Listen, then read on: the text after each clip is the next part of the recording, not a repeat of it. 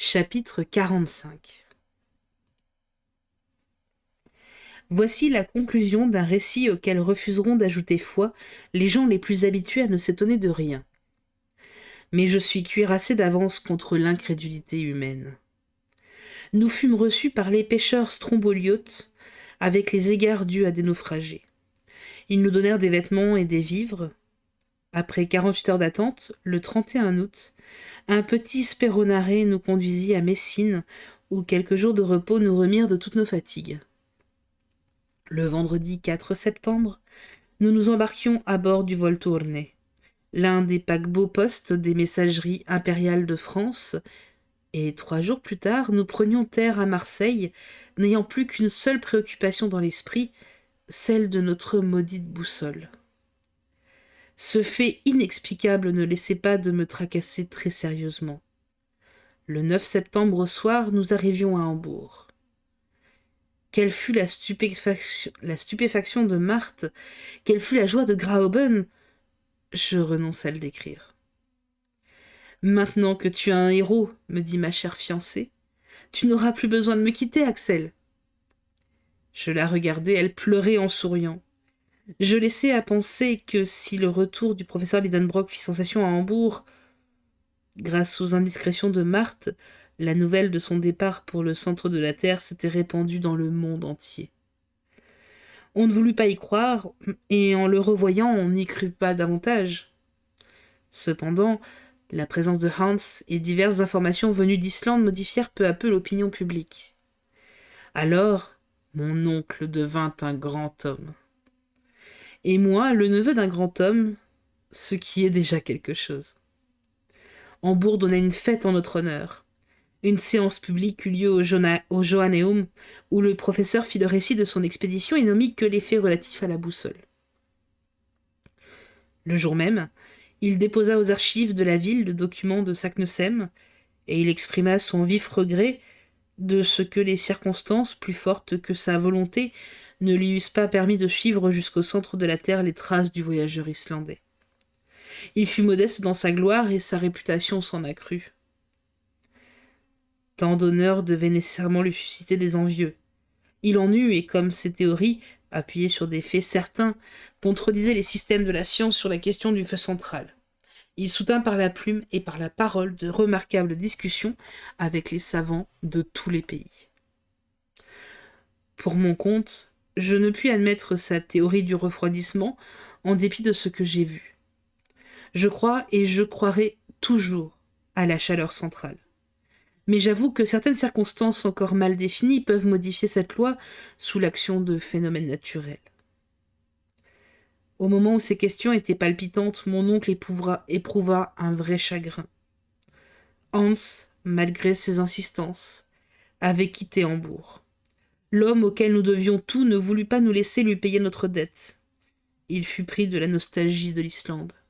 « Farval », dit-il un jour, et sur ce simple mot d'adieu, il partit pour Reykjavik, où il arriva heureusement. Nous étions singulièrement attachés à notre brave chasseur d'Eider. Son absence ne le fera jamais oublier de ceux auxquels il a sauvé la vie, et certainement je ne mourrai pas sans l'avoir revu une dernière fois. Pour conclure, je dois ajouter que ce voyage au centre de la Terre fit une énorme sensation dans le monde.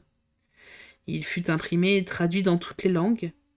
Les journaux les plus accrédités s'en arrachèrent les principaux épisodes qui furent commentés, discutés, attaqués, soutenus avec une égale conviction dans le camp des croyants et des incrédules.